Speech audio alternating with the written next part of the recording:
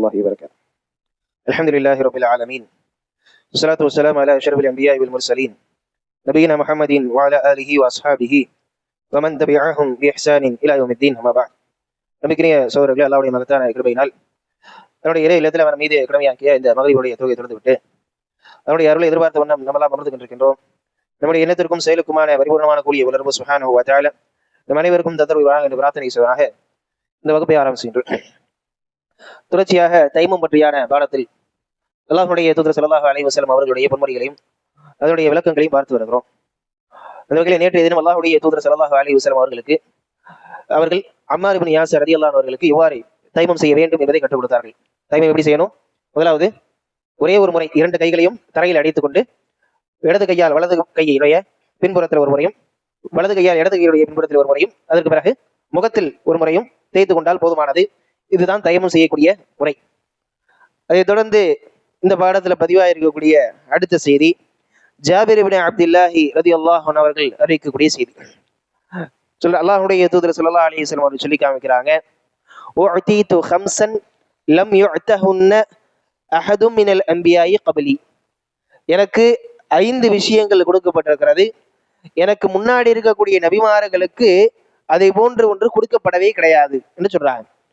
எனக்கு முன்னாடி இருக்க நபிமார்களுக்கு கொடுக்கப்படாத 5 விஷயங்கள் கொடுக்கப்பட்டிருக்கிறது என்று அல்லாஹ்வுடைய தூதர் ஸல்லல்லாஹு அலைஹி வஸல்லம் அவர்கள் தங்களுடைய சிறப்பை பற்றி மக்களுக்கு மத்தியில சொல்றாங்க. முதலாவது, அல்லாஹ்வுடைய தூதர் ஸல்லல்லாஹு அலைஹி சொல்லி காமிக்கிறாங்க, நுசிர்து பிர்ரஅபி மஸீரத ஷஹர். நான் 1 மாத கால தொலைவில் இருக்கக்கூடிய எதிரிக்கு கூட என்னை பற்றி கேள்விப்பட்டால் ஒரு பயத்தின் மூலமாக நான் உதவி செய்யப்பட்டிருக்கிறேன் அப்படின்னு சொல்றாங்க. அடுத்து இரண்டாவதாக அல்லாஹ்வுடைய தூதர் ஸல்லல்லாஹு அலைஹி வஸல்லம் சொல்லும் பொழுது, ஜுஇலத் லி அல் அர்து மஸ்ஜித வ தஹூரா. எனக்காக இந்த பூமி முழுக்க தொழுமிடமாகவும் சுத்தம் செய்யப்படுவதாகவும் அல்லாஹு தஆலா ஆக்கி கொடுத்திருக்கான், ஆக்கப்பட்டிருக்கிறது. ஐயுமா ரஜுலின் மின் உம்மதி, என்னுடைய சமுதாயத்திலிருந்து ஏதாவது ஒரு மனிதர் அத்ரஅகத்து ஸலா, அவருக்கு தொழுகையினுடைய நேரம் வந்துருச்சுன்னு சொன்னா ஃபல்யுஸல்லி, அவர் எங்கு வேண்டுமானாலும் தொழுது கொள்ளலாம் அப்படின்னு ரசூலுல்லாஹ் சொல்றாங்க. இதுவும் இரண்டாவதாக அல்லாஹ்வுடைய தூதர் ஸல்லல்லாஹு அலைஹி வஸல்லம் அவர்களுக்கு கொடுக்கப்பட்டிருக்கூடிய சிறப்புகள் ஒன்று. மூன்றாவது, உஹில்லத்தில் கனாயிம், எனக்கு கனிமத்தினுடைய பொருட்கள் ஆகமாக்கப்பட்டிருக்கிறது. லம் தஹில் லி அஹதின் கப்லு, எனக்கு முன்னாடி இருக்கக்கூடிய யாருக்கும் அது ஆகமாக்கப்படவில்லை. உஅதீது ஷஃபாஅ, எனக்கு ஷஃபாஅத் கொடுக்கப்பட்டிருக்கிறது, பரிந்துரைக்கான அனுமதி வழங்கப்பட்டிருக்கிறது. இறுதியாக ரசூலுல்லாஹி ஸல்லல்லாஹு அலைஹி வஸல்லம் அவர்கள் சொல்லி காமிக்கிறது, கான நபியு யுபஅஸு இலா கௌமிஹி ஹாஸா, ஒரு நபி அவருடைய சமுதாயத்துக்காக மட்டும் அனுப்பப்பட்டிருப்பார். வ புஇஸ்து இலன் நாஸி ஆம்மா, நான் ஒட்டுமொத்த உலகத்துக்குமே அனுப்பப்பட்டிருக்கிறேன். இது 5வதாக ரசூலுல்லாஹி ஸல்லல்லாஹு அலைஹி வஸல்லம் அவர்கள் சொல்லக்கூடிய செய்தி. இது இந்த ஹதீஸினுடைய விளக்கங்களையும் இதில் இருக்கக்கூடிய சட்டங்களை பார்ப்போம். முதலாவது, ஜாபிர் இப்னு அப்துல்லாஹ் அல் அன்சாரி ரலியல்லாஹு அன்ஹு அல்லாஹ்வுடைய தூதர் ஸல்லல்லாஹு அலைஹி வஸல்லம் அவர்களோடு பல சந்தர்ப்பங்கள்ல உடன் இருந்த சஹாபியில் ஒருவர். இவருடைய தந்தை அப்துல்லா இப்னு ஹராம் ரலியல்லாஹு அன்ஹு அவர்கள் உஹதுனுடைய போர்க்களத்துல முன்னணியில் இருந்து முதலாவதாக உயிரை விட்ட சஹாபி. அவருடைய சிறப்பை நம்ம சொல்லி மாளாது அவ்வளவு சிறப்புகளுடைய சஹாபி. இந்த ஜாபிர் இப்னு அப்துல்லாஹ் ரலியல்லாஹு அன்ஹு அவர்களுக்கு 7 தங்கச்சிங்க. அந்த தங்கச்சிகளை பத்திரமாக பார்த்து கொள்ளுமாறும் தனக்கு இருக்கக்கூடிய கடன்களை எல்லாம் நிறைவேற்றுமாறும் தந்தையுடைய தந்தை போருக்கு போறதுக்கு முன்னாடி இவரிடத்துல பொறுப்பை ஒப்படைச்சிட்டு உடனடியாக போய் இறந்து விடுகிறார். அல்லாஹ்விடத்துல நேரடியாக பேசிய சஹாபாக்கள்ல ஒருவர் அப்துல்லா இப்னு ஹராம் ரலியல்லாஹு அன்ஹு. யாரு? ஜாபிர் இப்னு அப்துல்லாவுடைய தந்தையார். அப்படி பல சிறப்புகளுடைய சஹாபி, நல்ல புத்தி தெளிச்சி இருக்கக்கூடிய சஹாபியும் கூட. அவர்கள் அல்லாஹ்வுடைய தூதர் ஸல்லல்லாஹு அலைஹி வஸல்லம் சொன்னதாக இந்த குறிப்பிட்ட 5 விஷயங்களை நமக்கு சொல்லி காமிக்கிறாங்க. ரசூலுல்லாஹி ஸல்லல்லாஹு அலைஹி வஸல்லம் அவர்கள் சில விஷயங்களை மனனம் செய்து கொள்வதற்காக சில எண்ணிக்கைகளை சொல்றாங்க. இந்த இடத்துல அப்படிதான் சொல்றாங்க, உஅதீது ஹம்ஸன், எனக்கு 5 விஷயங்கள் கொடுக்கப்பட்டிருக்கிறது. அப்ப பாடம் கற்றுக் கொடுக்கக்கூடிய முறைகள்ல ஒன்று, நம்ம எதை சொல்ல போறோமோ அதை சுருக்கமாக இத்தனை பாயிண்ட்கள் நான் சொல்லிடுவேன் அப்படின்ற மாதிரி சொல்லி கொடுப்பது கேட்கக்கூடியவருக்கு உடனடியாக அது மனனம் செய்து கொள்வதற்கோ அல்லது அந்தந்த பாயிண்ட்டுகளை உடனடியாக டக்கு ஞாபகம் வச்சுக்கிறதுக்கோ மிக இலகுவாக இருக்கும். அல்லாஹ்வுடைய தூதர் ஸல்லல்லாஹு அலைஹி வஸல்லம் அவர்கள் அப்படிதான் இந்த இடத்துல செய்திருக்கிறாங்க அப்படின்றத பாக்குறோம். அல்லாஹ்வுடைய தூதர் ஸல்லல்லாஹு அலைஹி வஸல்லம் சில சந்தர்ப்பங்கள்ல சில விஷயங்களை புரிந்து கொள்வதற்காகவும் மனனம் செய்து கொள்வதற்காகவும் 3 முறை என்ன பண்ணுவாங்களா, திரும்ப திரும்ப சொல்வார்கள். இதுவும் ரசூலுல்லாஹி ஸல்லல்லாஹு அலைஹி வஸல்லம் அவர்கள் டீச்சிங் மெத்தடாலஜியா பாடம் கற்றுக்கொள்ள கொடுக்கக்கூடிய முறையாக நமக்கு சொல்லிக் கொடுக்கிறது. இப்ப இந்த இடத்துல ரசூலுல்லாஹி ஸல்லல்லாஹு அலைஹி வஸல்லம் 5 விஷயங்களை சொல்றாங்க. லம் யுஅதஹுன்ன அஹது மினல் அன்பியாஇ கப்லி, எனக்கு முன்னாடி இருக்கக்கூடிய நபிமார்கள் யாருக்குமே கொடுக்கப்படாத 5 விஷயங்கள் அப்படின்னு சொல்றாங்க. இந்த இடத்துல ரசூலுல்லாஹி ஸல்லல்லாஹு அலைஹி வஸல்லம் அவர்கள் மற்றவங்களை காட்டிலும் நான் சிறந்தவன், மற்றவங்க காட்டிலும் எனக்கு பெருமை ஜாஸ்தி, எனக்கு சிறப்புகள் ஜாஸ்தி என்பதற்காக ரசூலுல்லாஹி ஸல்லல்லாஹு அலைஹி வஸல்லம் சொல்லல. இது மக்களுக்கு தெளிவுபடுத்தும் விதமாக நமக்கு சொல்லி காமிக்கிறாங்க. ஏன்னா ஒரு காலமும் அல்லாஹ்வுடைய தூதர் ஸல்லல்லாஹு அலைஹி வஸல்லம் அவர்கள் பெருமை அடிக்கக்கூடியவரா கிடையாது.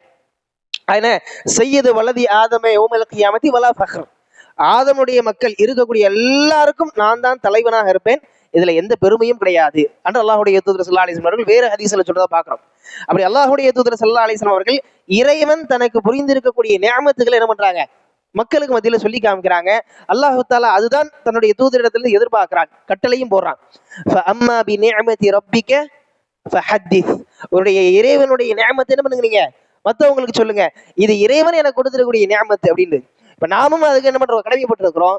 அல்லாஹ் தஆலா நமக்கு புரிந்திருக்கக்கூடிய நிஅமத்தை நினைச்சு பார்க்கறதுக்கும், அந்த நினைச்சு பார்த்ததோடு மட்டும் இல்லாம தன்னை சுற்றி இருக்கக்கூடிய தன் உற்றார் ஒருவருக்கு அதை சொல்லி நாம சந்தோஷப்பட்டுக் கொள்வதற்கு, இறைவனுக்கு நன்றி செலுத்துவதற்கு நாம் கடமைப்பட்டிருக்கிறோம். ரசூலுல்லாஹி ஸல்லல்லாஹு அலைஹி வஸல்லம் அவர்கள் அந்த அடிப்படையில இறைவன் தனக்கு புரிந்திருக்கக்கூடிய நிஅமத்தை மக்களுக்கு மத்தியில சொல்லி காமிக்கிறாங்க அப்படின்றத பார்க்கிறோம். என்னென்ன சொல்றாங்க, முதலாவது அல்லாஹ்வுடைய தூதர் ஸல்லல்லாஹு அலைஹி வஸல்லம் சொல்வது நுசிரத்து பிர்ரஅபி மஸீரத்து ஷஹர், ஒரு மாத கால தொலைவில எதிரி இருந்தாலும் அல்லாஹ்வுடைய தூதர் ஸல்லல்லாஹு அலைஹி வஸல்லம் அவர்களுடைய பெயரை கேட்டால் நடுநடுங்கி போயிடுவான். அந்த அளவுக்கு ஒரு ஆற்றலை அல்லாஹ் சுப்ஹானஹு வ தஆலா ரசூலுல்லாஹி ஸல்லல்லாஹு அலைஹி வஸல்லம் அவர்களுக்கு கொடுத்திருந்தான், அவருடைய பெயருக்கே கொடுத்திருந்தான்.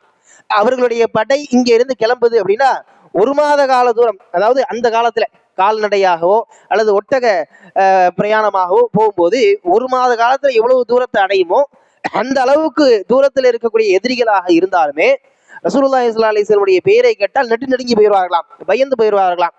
இதை உண்மைப்படுத்தும் விதமாக ஹிர்கலினுடைய சம்பவத்தை நாம் பார்க்கலாம்.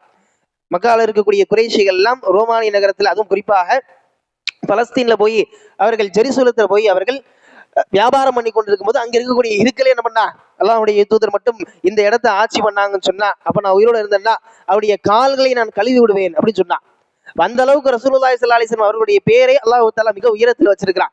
அவர்களை குறித்து உண்டான பயத்தை எதிரிகளுடைய உள்ளத்தில் அல்லாஹ் தஆலா வைத்திருக்கிறான். அப்ப முதலாவது அல்லாஹ்வுடைய தூதர் ஸல்லல்லாஹு அலைஹி வஸல்லம் அவர்கள் இதை சொல்லி காமிக்கிறாங்க. அல்லாஹ் தஆலா அல்லாஹ்வுடைய தூதருக்கு வழங்கி இருக்கக்கூடிய உச்சபட்சமான சிறப்பு, எதிரிகளுக்கு இவர்களை குறித்து உண்டான பயம். வெறுமன அவர்களுக்கு மட்டும் கிடையாது, அவருடைய உம்மத்திற்கும் இந்த சிறப்பு தொடர்ந்து கொண்டே இருக்கும். அல்லாஹ்வுடைய தூதர் ஸல்லல்லாஹு அலைஹி வஸல்லம் அவர்களுடைய வழியை சரியான முறையில் யார் பின்பற்றுறாங்களோ, ஈமானும் தக்வாவும் தௌஹீதும் யாருக்கு முழுமை அடைகிறதோ, கண்டிப்பாக அவர்களை குறித்தும் அல்லாஹ் என்ன பண்ணுவான், எதிரிகளுக்கு பயத்தை போடுவான்.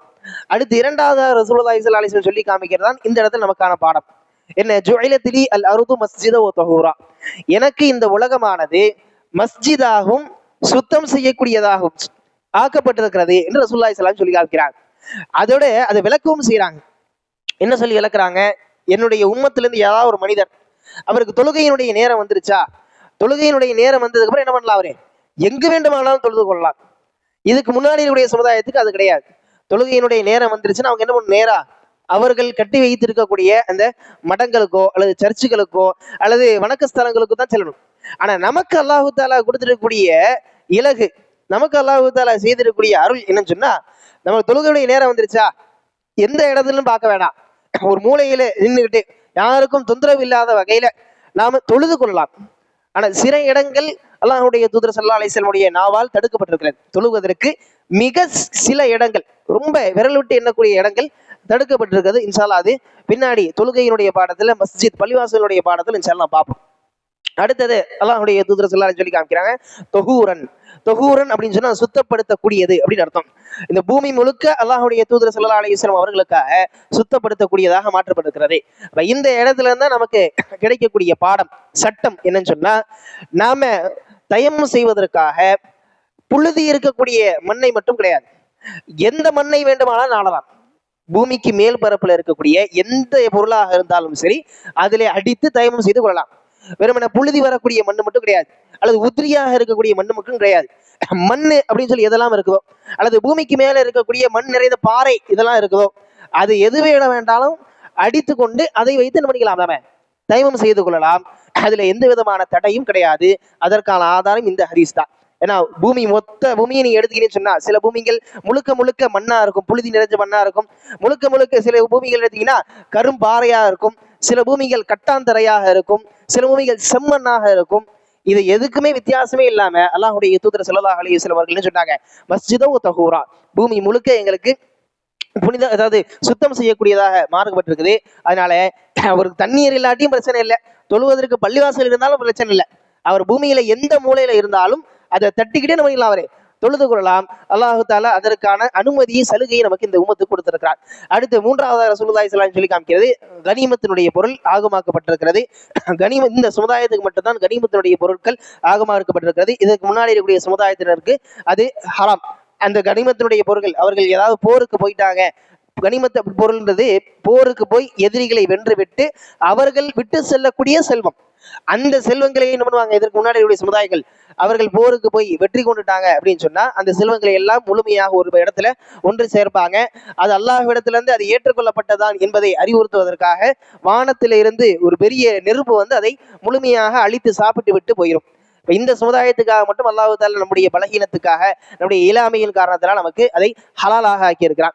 நான்காவது ரசூலுல்லாஹி ஸல்லல்லாஹு அலைஹி வஸல்லம் அவர்களுக்கு ஷஃபாஅத் கொடுக்கப்பட்டிருக்கிறது. அல்லாஹ்வுடைய தூதர் ஸல்லல்லாஹு அலைஹி வஸல்லம் அவர்களுக்கு கொடுக்கப்பட்டிருக்கிற ஷஃபாஅத்துடைய முறை என்பது 5. அதிலே மிக முக்கியமானது, மிக உயர்வானது அப்படின்றது, அல்லாஹ்விடத்துல எந்த நபிமார்களும் எந்த மனிதர்களும் எந்த மலக்குகளும் ஷஃபாஅத் பண்ண முடியாத நிலைமையில அல்லாஹ்வுடைய தூதர் முஹம்மது ஸல்லல்லாஹு அலைஹி வஸல்லம் அவர்களுக்கு மட்டும் அல்லாஹ் தஆலா ஒரு ஸ்பெஷலான அனுமதியை கொடுப்பான். அப்ப அல்லாஹ்விடத்துல அல்லாஹ்வுடைய தூதர் ஸல்லல்லாஹு அலைஹி வஸல்லம் அவர்கள் இதுவரைக்கும் உலகத்துல யாருமே கேட்காத புகழை கொண்டு புகழ்ந்து விட்டு ரசூலுல்லாஹ் ஷஃபாஅத் செய்வார்கள், அவர்களை சொர்க்கத்துக்கு அழைத்து செல்வார்கள் அப்படின்றத பார்க்கிறோம். இது போக இதை தவிர்த்து 4 விதமான ஷஃபாஅத்தை அல்லாஹ்வுடைய தூதர் ஸல்லல்லாஹு அலைஹி வஸல்லம் அவர்களால் செய்ய முடியும். இறுதியாக அல்லாஹ்வுடைய தூதர் ஸல்லல்லாஹு அலைஹி வஸல்லம் அவர்கள் உலக மக்களுக்கு எல்லோருக்குமாக அனுப்பப்பட்டிருக்கக்கூடிய முழுமையான தூதர். அல்லாஹ் தஆலாவுடைய திருமறையை சொல்லும் போது, வமா அர்ஸல்னாக இல்லா ரஹ்மத்தல் லில் ஆலமீன், அகிலத்தார் எல்லாத்துக்கும் உங்களை நாம் ரஹ்மத்தாக தவிர நாம் அனுப்பவில்லை அப்படின்னு அல்லாஹ் தஆலா சொல்றா. அப்ப உலகத்தில் இருக்கக்கூடிய என்ன ஜீவராசியாக இருந்தாலும் சரி, எந்த ஜீவராசியாக இருந்தாலும் சரி, அதற்கு அல்லாஹ்வுடைய தூதர் ஸல்லல்லாஹு அலைஹி வஸல்லம் அவர்கள் ரஹ்மத்தாக, ஒரு கருணையாக, ஒரு இரக்கமாக, ஒரு பாசமாக அல்லாஹ் தஆலா அவர்களை அனுப்பியிருக்கிறான். முஸ்லிம்களாக இருந்தாலும் சரி, காஃபிர்களாக இருந்தாலும் சரி, ஒட்டுமொத்த நபர்களுக்கும் அல்லாஹ் தஆலா அவர்களை ரஹ்மத்தாக அனுப்பியிருக்கிறான், நபியாக அனுப்பியிருக்கிறான். யாரெல்லாம் அவருடைய செய்தியை அவர்களை ஏற்றுக்கொண்டார்களோ சொர்க்கத்துக்குள் நுழைவாங்க, யாரெல்லாம் அவர்களை ஏற்றுக்கொள்ளவில்லையோ கண்டிப்பாக அவர்கள் நரகத்துக்குள் நுழைவார்கள். இது அல்லாஹ்வுடைய தூதர் ஸல்லல்லாஹு அலைஹி வஸல்லம் அவர்களுக்கு அல்லாஹ் தஆலா கொடுத்திருக்கக்கூடிய சிறப்பு. இன்ஷா அல்லாஹ் நாளைய தினம் இந்த தைமம் சம்பந்தப்பட்ட வேறு சில மசாலாக்கள், பொதுவாக மக்களுடைய மனதில் எழக்கூடிய சில கேள்விகள் அப்படின்னு சொல்லி தைமமுடைய சுருக்கத்தையும் அந்த சில பிரச்சனைகளையும் அல்லாஹ்வுடைய நாட்டை பிறந்தால் பார்ப்போம். வாஹிதன் அல்ஹம்துலில்லாஹி ரப்பில் ஆலமீன், சுப்ஹானக்கல்லாஹு வபிஹம்திக, அஷ்ஹது அல்லா இலாஹா இல்லா அன்த அஸ்தக்ஃபிருக வ அத்தூபு இலைக்.